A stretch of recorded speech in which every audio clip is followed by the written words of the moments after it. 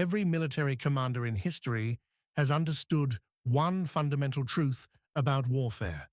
You cannot control the weather. Rain grounds aircraft.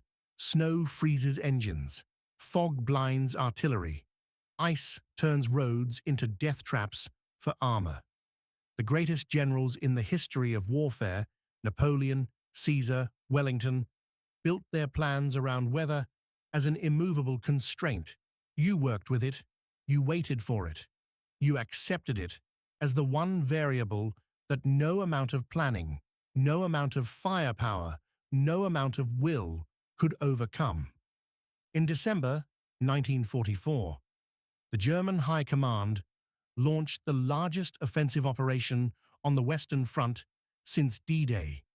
3 German armies burst out of the Ardennes forest in Belgium and Luxembourg in the pre-dawn darkness of December 16th and smashed into the American lines with a force and surprise that sent entire divisions reeling backward. The offensive, which would become known to history as the Battle of the Bulge, was designed around one calculated assumption. The weather would ground Allied air power. For the offensive to succeed, Germany needed the overcast skies, the freezing fog, the impenetrable cloud cover that had settled over the Ardennes in December to hold long enough for German armor to reach the Meuse River and split the Allied line in two. Without Allied aircraft in the sky, German tanks could move in daylight. German supply columns could operate without fear of strafing runs. The numerical advantage that Allied air power had made decisive on the Western Front, since Normandy would be neutralized by the one force that no general on either side could command: the weather. On December 19, 1944, Lieutenant General George S. Patton arrived at a crisis conference in Verdun. Eisenhower needed his Third Army to turn 90 degrees north and relieve the surrounded American forces at Bastogne. It was considered by every professional military assessment in that room to be an operational impossibility in the time frame being discussed. Patton told Eisenhower he could move in 48 hours. The room went quiet. What they did not know, what Patton had not yet told anyone in that room, was that 2 days earlier, before the Verdun conference, before the order to move north, he had made a phone call, not to his corps commanders, not to his logistics staff, to his chaplain. To understand what Patton did in December 1944, you need to understand who George Patton was in December 1944. He was 59 years old. He had been at war continuously since the summer of 1943. North Africa, Sicily, the drive across France, the grinding battle for Lorraine. His Third Army had activated on August 1st, 1944, and in the weeks that followed, executed what military historians would come to regard as one of the most remarkable advances in the history of American arms. Racing across France ahead of every other Allied formation, covering ground at a pace that German commanders described in their operational orders with something approaching disbelief, the Third Army cleared the Brittany coast, crossed the Meuse, and drove toward the German border before the Allied supply system ran out of fuel to keep them moving. By the war's end, the Third Army's official after-action reports would document the capture of more than 1.2 million prisoners across the entire campaign. The speed of the advance across France, the specific sprint from Normandy to the German border before the September fuel crisis halted them, covered more than 81,000 square miles of territory in a matter of weeks. German commanders, in the path of that advance, wrote in their after-action reports with the flat despair of men who had prepared defensive positions and found them bypassed before they could be occupied, and then the fuel ran out. In September 1944, Patton's advance ground to a halt not because of German resistance, but because of a logistical decision that he considered one of the great strategic errors of the war. The Allied supply system, operating on a single logistics line that ran back to the Normandy beaches, could not simultaneously supply Montgomery's market garden operation in the north and Patton's drive toward the Saar in the east. Eisenhower's broad front strategy prioritized Montgomery. Patton's tanks stopped for lack of gasoline. He spent the autumn of 1944 fighting the grinding battle for the fortress city of Metz, a battle he had not wanted to fight, against defenses he had not wanted to face, in conditions that the rapid mobile warfare he had perfected across France was entirely unsuited to. He was frustrated in the specific way that a racehorse held at a walk is frustrated, not broken, not diminished, but coiled with energy that the situation would not permit him to release. When the German offensive in the Ardennes began on December 16th, his initial response, documented in his diary, was not alarm, but something closer to recognition. He had been watching German armor and infantry concentrating in the Ardennes for days. He had flagged it to his superiors. He had been told the concentration was defensive. He had not believed it. By the time the German offensive's true scale became apparent on December 17th and 18th, Patton had already begun preliminary planning for a response. Not because he had been ordered to, because he understood what was happening, and because understanding it required planning for it. His diary entry for December 17th includes a line that his biographers have quoted extensively. He writes that the Germans have given him an opportunity that he intends to exploit.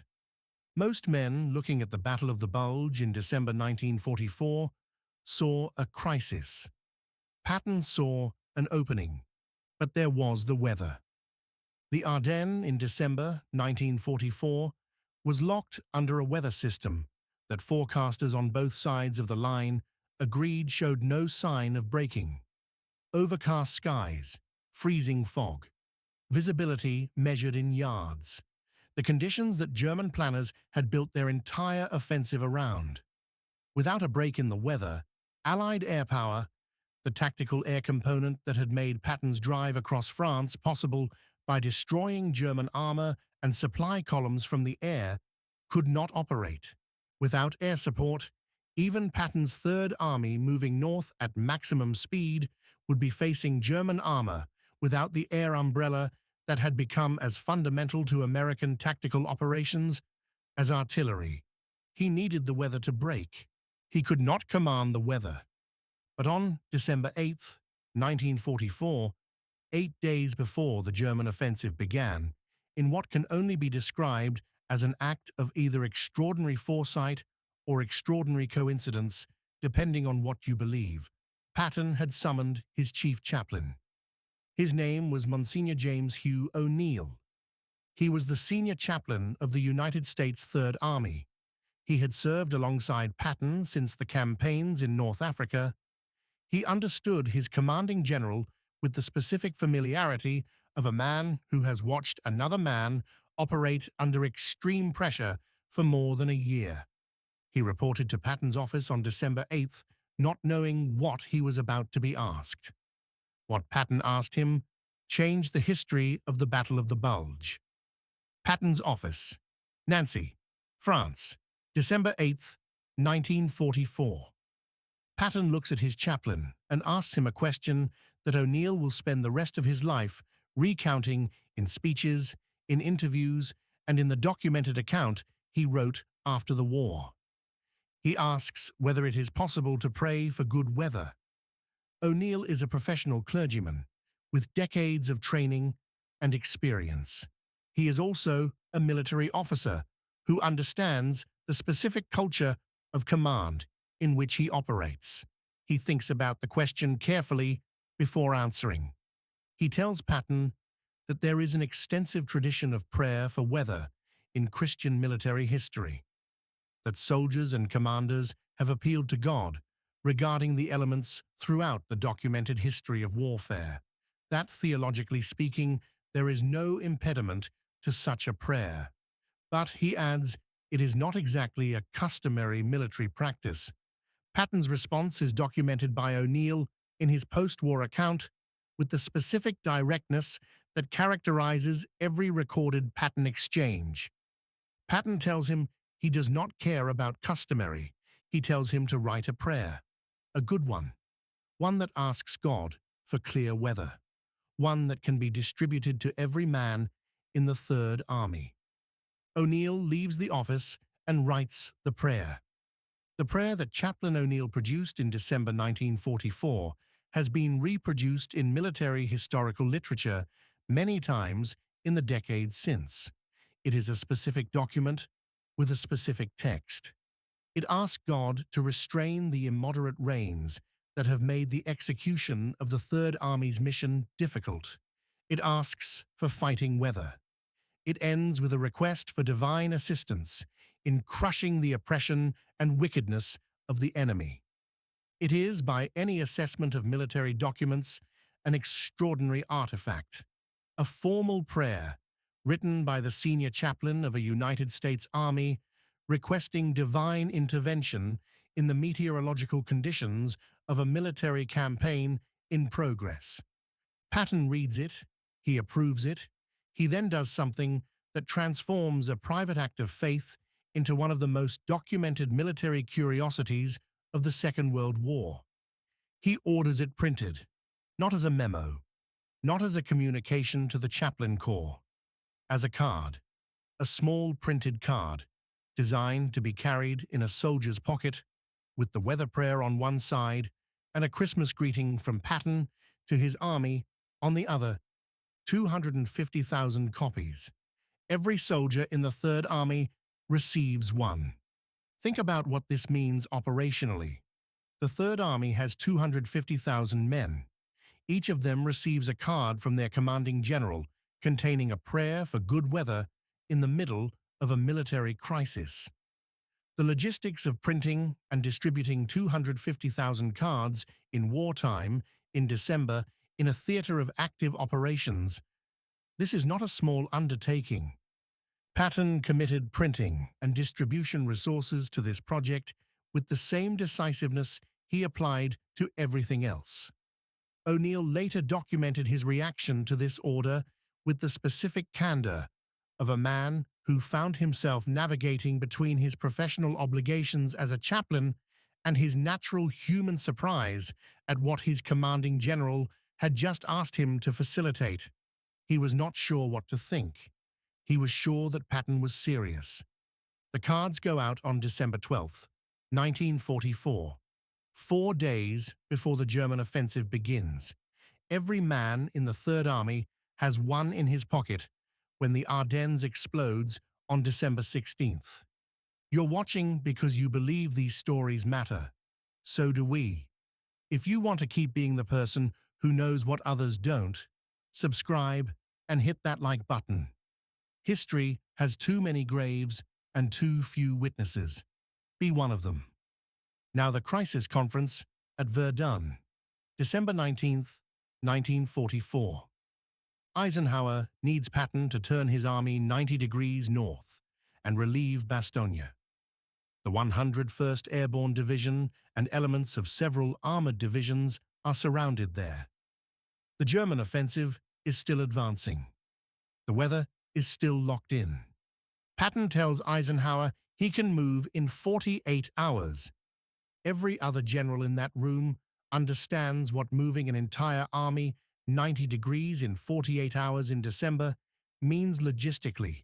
It means moving hundreds of thousands of men, thousands of vehicles, artillery batteries, supply columns, fuel depots, turning the entire operational axis of a field army in conditions that would have paralyzed most military formations. Eisenhower tells him he is being fatuous. Patton tells him he is not.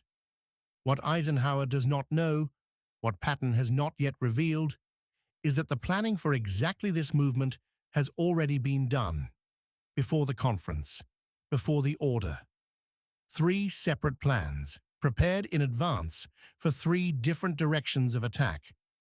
Patton's staff has been working on them since December 17th, when Patton understood what the German offensive was and what the Allied response would need to be.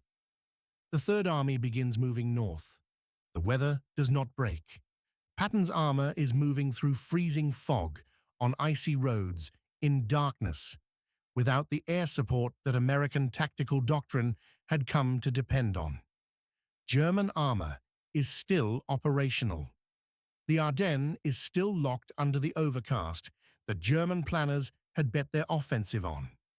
On December 20th, the Third Army is moving north at a pace that its corps commanders will describe in their after-action reports as the most demanding operational movement they have ever executed.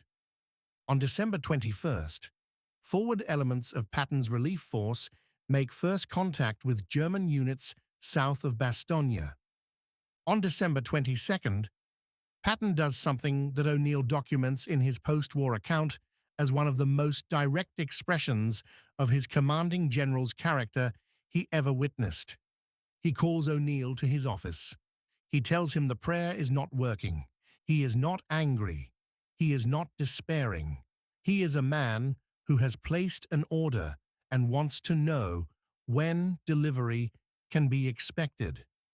O'Neill later described this conversation with a mixture of professional theological gravity and the specific humor of a man who has spent years working for George Patton and has learned to take his commanding general's relationship with the Almighty as simply another operational variable to be managed. He tells Patton he will look into it. December 23rd, 1944. The weather breaks. Not partially, not marginally. The meteorological system that had locked the Ardennes under overcast skies since the beginning of December lifts with a clarity and completeness that Allied weather forecasters had not predicted and cannot immediately explain. Clear skies, hard frost, visibility unlimited. Within hours, Allied tactical aircraft are over the Ardennes in numbers that the German offensive had been designed to make impossible. The P-47 Thunderbolt, the primary workhorse of Allied ground attack operations in the Ardennes, is in the sky in force, hitting German armor on roads that had been invisible under the overcast for days. Supply columns that had been moving in relative safety are caught in the open. German fuel convoys, already stretched to the limit of what the Reich's depleted production could provide, are destroyed on the roads between Germany and the forward edge of the Bulge. The offensive that had been designed around the assumption of continued overcast begins to fracture. Patton calls O'Neill. His documented words, as recorded by O'Neill in his post-war account, are characteristically direct. He tells O'Neill that the prayer worked. He tells him he is being awarded a Bronze Star. When Patton pins the medal on O'Neill shortly after the weather clears, his documented words to his chaplain are recorded in O'Neill's own account. "You sure stand in good with the Lord." The Bronze Star citation, consistent with standard military practice, recognizes O'Neill for meritorious service across the campaign. But the timing, the context, and Patton's own documented words leave no ambiguity about what the medal was for in Patton's mind.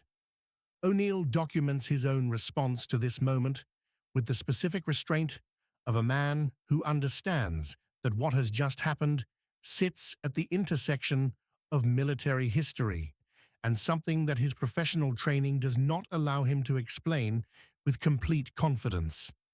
The weather broke. Whether it broke because of the prayer, because of natural meteorological processes, because of the specific alignment of a North Atlantic high-pressure system with the Ardennes Valley, or because of something else entirely, O'Neill does not claim to know with certainty. What he knows is that Patton ordered the prayer, distributed it to 250,000 men, followed up on it when it appeared not to be working, and credited it when the weather changed. He knows that on December 26, 1944, the 4th Armored Division of Patton's Third Army broke through the German encirclement and reached Bastogne. He knows that the men of the 101st Airborne Division, who had been surrounded in that town for 8 days, who had told a German demand for surrender to go to hell with a single documented word, came out of their perimeter and watched American tanks come down the road. The word the American commander at Bastogne used in response to the German demand for surrender was nuts. Brigadier General Anthony McAuliffe. December 22, 1944. The documented response that has been quoted in every account of the Battle of the Bulge, written in the 80 years since. Patton's tanks arrived 4 days after McAuliffe sent that response. Every word of that is documented. Every name, every date, every step of the sequence, from O'Neill's December 8th meeting with Patton to the relief of Bastogne on December 26th, is in the historical record. The relief of Bastogne on December 26, 1944, did not end the Battle of the Bulge. The German offensive continued into January 1945, and the fighting in the Ardennes remained among the most brutal of the entire Western Front campaign. But the strategic initiative that Germany had seized on December 16th was gone. The clear weather that arrived on December 23rd allowed Allied air power to operate continuously over the Ardennes for the first time since the offensive began. The damage inflicted on German armor, supply columns, and troop concentrations in the days that followed was documented in Luftwaffe and Wehrmacht after-action reports, with the specific despair of commanders who understood that what they were watching was the destruction of the last significant German offensive capacity on the Western Front. Generalleutnant Fritz Bayerlein, commanding the Panzer-Lehr Division during the Bulge offensive, wrote after the war about the impact of Allied air power on the German operation once the weather cleared. He described watching his armored formations, which had been moving with relative freedom under the Overcast, become immediately vulnerable to air attack the moment the skies opened. He described the psychological effect on his crews of hearing Allied aircraft overhead after days of operating without air threat. He described the operational paralysis that descended on German planning when it became clear that the weather assumption on which the entire offensive had been built had failed. The German offensive had been designed to succeed in bad weather. It had succeeded in bad weather for 7 days. When the weather changed, the offensive's fundamental premise was invalidated. Patton's Third Army, which had executed what military historians would subsequently rate as one of the most remarkable operational movements in the history of American arms, turning an entire field army 90 degrees in 48 hours in winter conditions, drove north through January 1945, pushing the German salient back toward the German border. By the end of January 1945, the Bulge had been eliminated. The front had been restored to approximately its pre-December 16th position. Germany had expended its last significant armored reserve in an offensive that had failed to achieve any of its strategic objectives. The war in the West effectively ended at the Bulge, not because the fighting stopped, it continued for 4 more months, but because after the Bulge, Germany had nothing left to mount a counter-offensive with. The path to the Rhine, to the Ruhr, to Berlin, was open in a way it had not been before December 16th. The prayer card that Chaplain O'Neill wrote at Patton's direction in December 1944 became, in the years and decades after the war, one of the most reproduced documents in the literature surrounding Patton's career. O'Neill gave copies to veterans groups, to historians, to anyone who asked. The card itself, the original printed artifact distributed to 250,000 Third Army soldiers, became a collector's item that appears in military memorabilia markets to this day.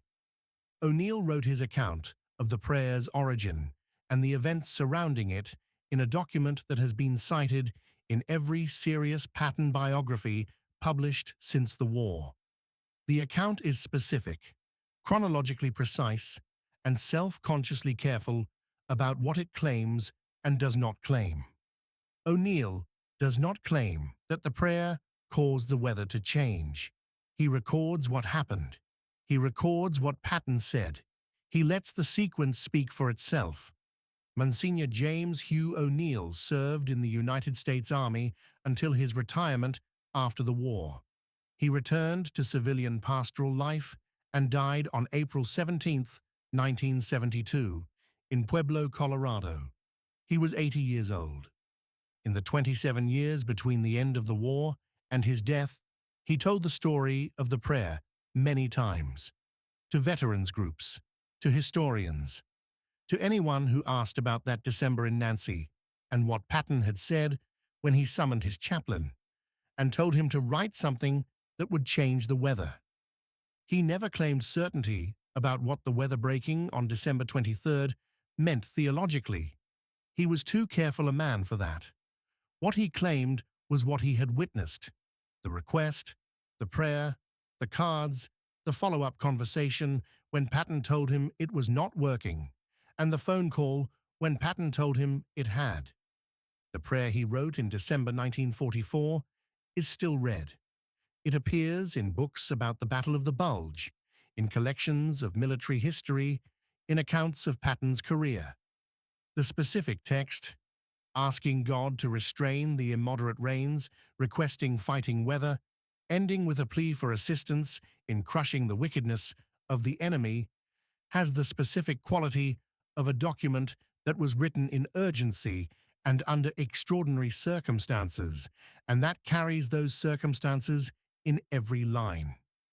The men of the 101st Airborne Division who held Bastogne for 8 days, who had been told by their commanding general to tell the Germans nuts and had watched Patton's tanks come down the road on December 26th, came home after the war and scattered across America the way the men of that generation scattered, back to the farms and the factories and the towns they had left. Most of them did not talk extensively about what they had been through. The war was something that had happened. Life continued.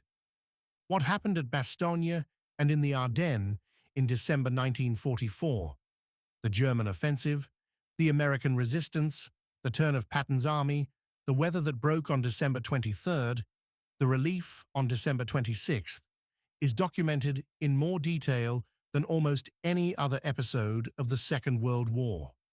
The official histories, the unit after-action reports, the memoirs of commanders on both sides, the testimony of individual soldiers preserved in oral history collections across 2 countries. The prayer card is part of that record. A small printed card, 250,000 copies, distributed to every man in the Third Army in December 1944, asking God for clear skies so that Americans could fight and win. On December 23rd, the skies cleared. Whether that was the prayer or the weather, Patton had his answer. A like, a subscribe, a comment, small things. The story you just watched was made of small things too. Small decisions, small moments, small acts of faith and audacity that added up to something enormous. Start with the small things. Small channels tell big stories when enough people decide they should. Subscribe and be part of that decision. Where are you watching from? Small detail, but we collect them. Drop your city or country below. Thank you for the small thing of watching. Chaplain O'Neill and the 250,000 men of the Third Army did the impossible with far less. Your click carries more than you know.